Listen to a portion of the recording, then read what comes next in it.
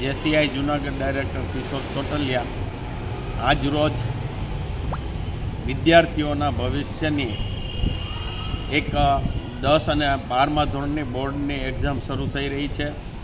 આ બોર્ડના એક્ઝામમાં આપનાર વિદ્યાર્થીઓને જેસીઆઈ જૂનાગઢ તરફથી શુભેચ્છા પાઠવવા માટે પ્રેમાનંદ સ્કૂલની અંદર કાર્યક્રમ રાખવામાં આવેલ હતો, જેમાં દરેક વિદ્યાર્થીઓને કંકુ ચાંદા ચોખાના તિલક કરી અને પુષ્પગુચ્છ આપી અને મીઠું મોઢું કરાવવા માટે ચોકલેટ આપી અને દરેક વિદ્યાર્થીઓને શુભેચ્છા પાઠવવામાં આવેલ હતી.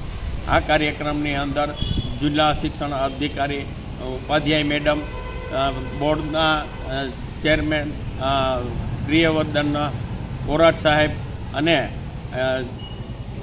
એગ્રીકલ્ચરના વાઇસ ચાન્સલર ચોવટિયા સાહેબ અને સાથે સાથે નરેન્દ્રભાઈ જાદવ સાહેબ તેમજ જે.કે. ચાવડા સાહેબ વગેરે ઉપસ્થિત રહી અને વિદ્યાર્થીઓને શુભેચ્છા પાઠવવામાં આવેલ હતી.